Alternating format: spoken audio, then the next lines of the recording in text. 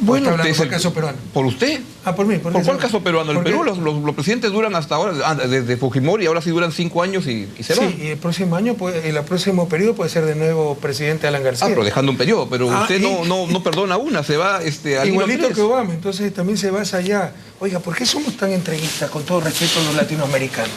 ¿Por qué aquí somos tan masoquistas socialmente hablando? El sistema que existe en Ecuador es exactamente el mismo que existe en Estados Unidos. Pero allá hay democracia. En cambio, en Ecuador es el gobierno que se basa en una sola persona. ¿Por qué somos así? Hay que superar eso. Es el cambio cultural que necesita América Latina para alcanzar el buen vivir. Pero aceptará que tenemos un problema de debilidad institucional donde no tenemos instituciones tan sólidas, ¿no? Perdóneme. Que no tenemos instituciones tan sólidas como... bueno, esa sí es la diferencia. Estados Unidos tiene instituciones tan sólidas que hasta un Bush puede ser presidente. En cambio, en nuestro país está todo por hacer. ¿Hay otros líderes en su partido, en Revolución Ciudadana? Por supuesto, nuestra preocupación permanente crear nuevos cuadros. Yo sería la persona más feliz del mundo cuando los jóvenes vengan y me digan, vea, presidente, le agradecemos todo lo que ha hecho, se esforzó bastante, pero ya retírese nomás y dennos el chance a nosotros que lo vamos a hacer mucho mejor. Estamos formando muchísimos cuadros, apostamos muchísimo a los jóvenes. Nosotros tenemos un ministro, hemos tenido un ministro de 25 años. El ministro de Finanzas, una cartera tan importante, asumió cuando tenía 30 años. ¿Se ratifica que este sería su último periodo? No solamente si gano, después de terminar mi nuevo periodo, no solo que me retiro de la presidencia, sino que me retiro de la vida pública. Porque créame que extraño muchísimo la vida cotidiana. Y si pierdo, también me retiraré de la vida pública. ¿Ah, sí? Sí. Eso fue. ¿Y se va a dirigir un periódico, como me dijo la otra vez? No, a la vida académica. Y uno de mis principales temas de investigación será el problema de la prensa, porque yo sí veo que es un problema civilizatorio, planetario.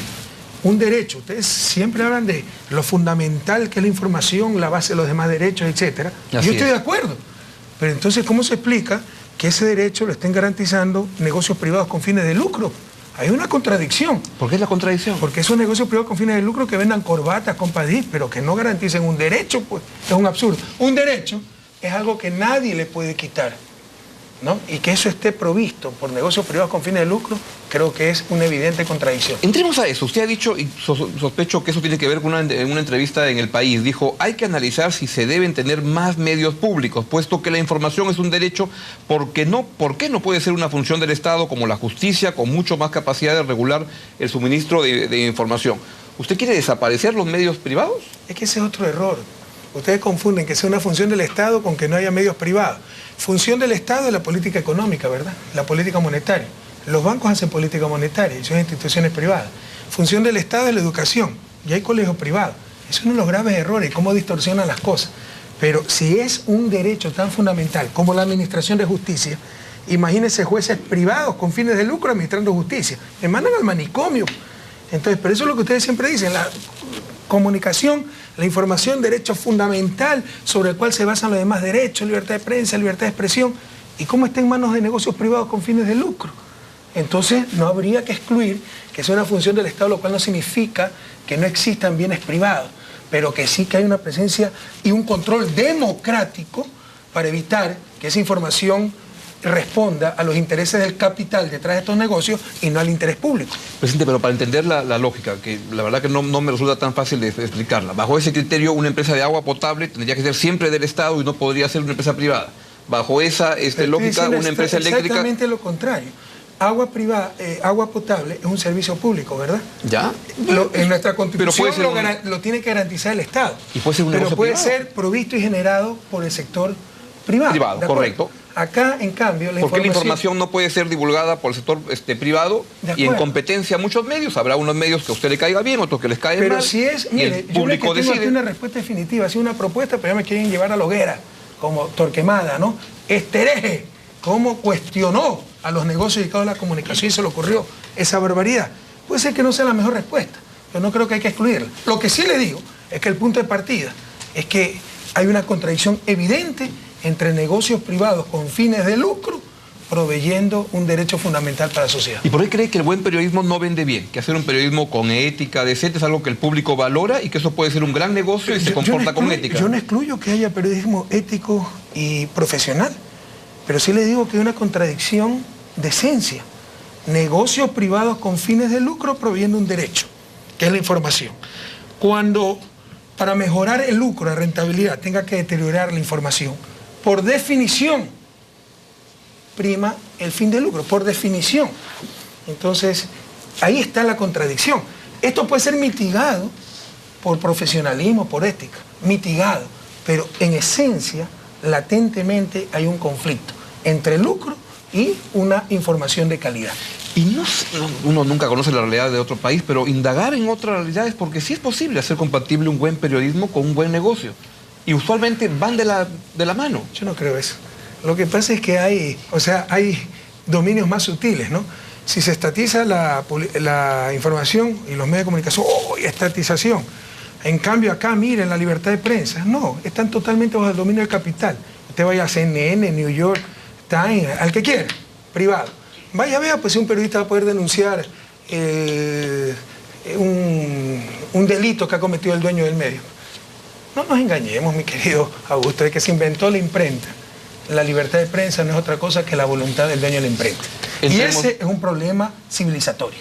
Entremos a un tema concreto. Okay. En la última reunión con el presidente Ollanta, usted aquí volvió a hacer notoriedad en el Perú, porque lo que dijo es que, usted dijo que en su país la prensa ecuatoriana publica, voy a citar textualmente para empezar bien. Cada vez que en Europa me preguntan sobre el periodismo en mi país, les digo que ellos jamás permitirían publicar las cochinadas que publica la prensa aquí. Y entonces dijo, en el caso peruano no puedo decir lo mismo porque son capaces de publicar eso y más. Entonces el presidente Ollanta le dijo, es correcto, así es. Sí, pero muchos publicaron que yo he dicho que la prensa solo publica cochinadas. ¿Sí ve cómo Usted sabe que usted me lo repitió antes de empezar esta entrevista. Dijo, y usted ha dicho que solo publican cochinadas. Y le dije, no puedo haber dicho eso. Lo que dije es que jamás se permitiría en Europa que se publiquen las cochinadas que se publican en cierta prensa. Y me ratifico perfectamente en esto. Es lo que estamos diciendo. Ese conflicto esencial entre negocios privados con fines de lucro, dominados por el capital, proveyendo un derecho, puede ser mitigado, no extinguido, mitigado con ética y profesionalismo. Ética y profesionalismo que sí existe en Europa, Estados Unidos, yo he vivido allá.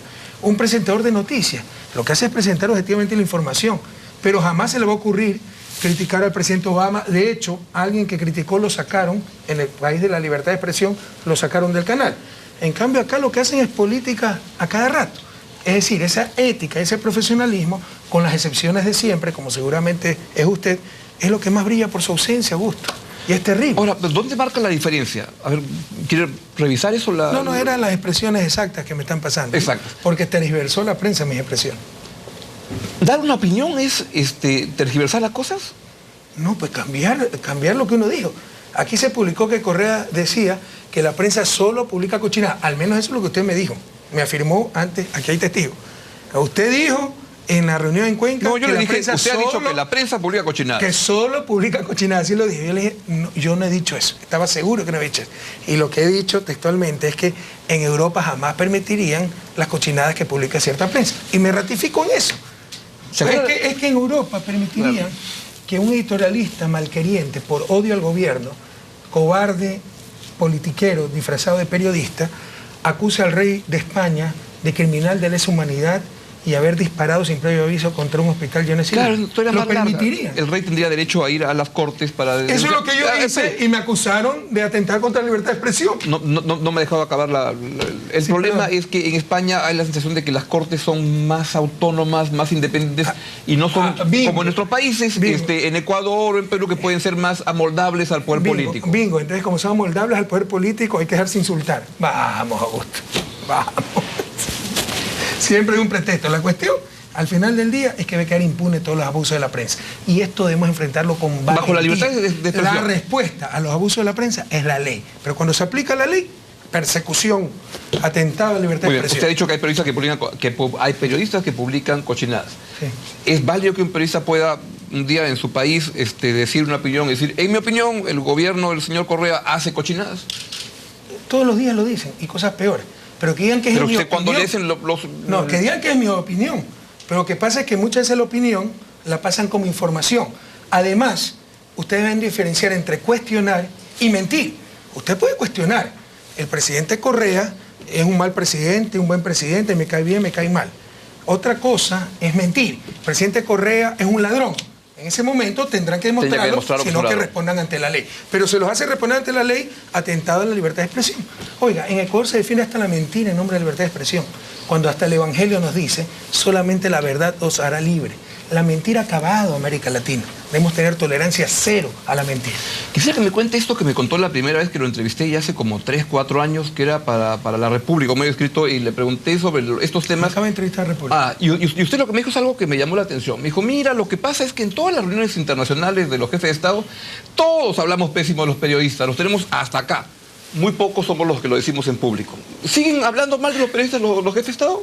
Así es, no tiene por qué decir los nombres. No, todo el mundo se queja. Pero bueno, el presidente Humala dijo que lo mismo pasaba en Perú. Y lo ha dicho públicamente. Pero le digo que entre bastidores, todo el mundo sabe lo que es el poder mediático, un poder fáctico y legítimo que responde a intereses, son negocios. Por favor, peruanos, latinoamericanos, no nos engañemos. Los periodistas y los dueños de los medios de comunicación no son querubines venidos del cielo por encima del bien y del mal. Son empresarios que pueden ser buenos o malos, explotadores laborales o no, evasores de impuestos o no, que tienen un negocio que en vez de dedicarse a la venta de corbata, se dedicaron a la venta de información.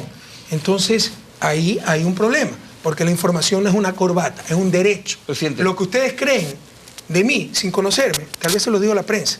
Entonces, imagínense el poder que tiene esa prensa. Entonces debemos estar muy atentos a evitar las manipulaciones de este poder. ¿Y estará de acuerdo que inversamente se podría decir, parafraseándolo, peruanos, hay presidentes en América Latina que no son buenas personas y que por eso requieren prensa independiente y libre que los fiscalice y los esté ajochando para que hagan bien las cosas? ¿Estaría de acuerdo con eso? No, yo estaría de acuerdo en decir, porque ahí usted cayó en su propia trampa. Entonces ustedes son los grandes electores.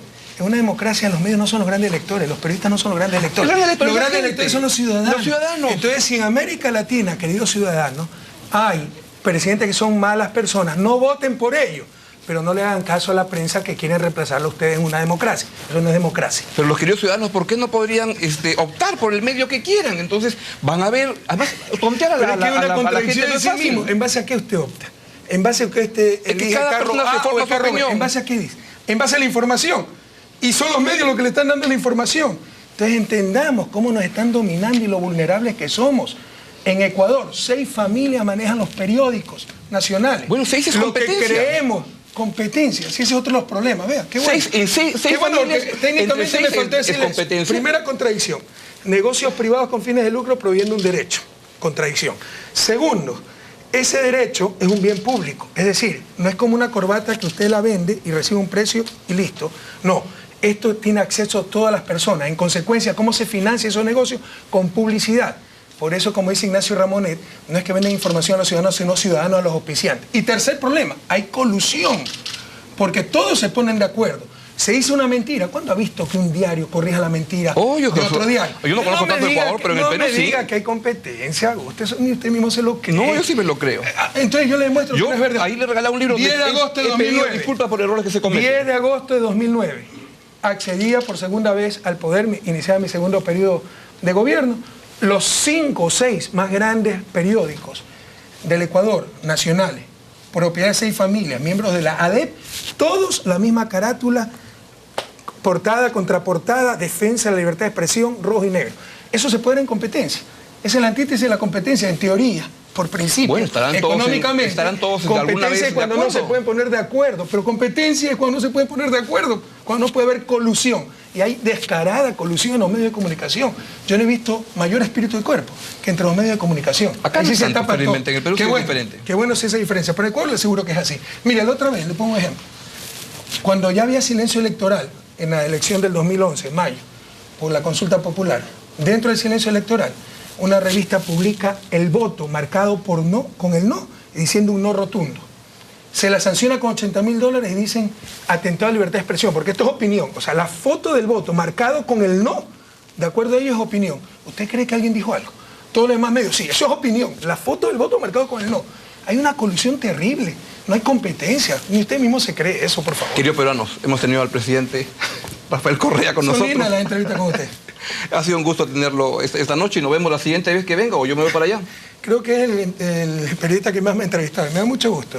Es un gusto entrevistar al presidente Correa y discrepar siempre con él. Bueno, un abrazo a Perú y a reaccionar y darse cuenta que estamos dominados por negocios privados con fines de lucro dedicados a la información. Ya venimos, queridos peruanos.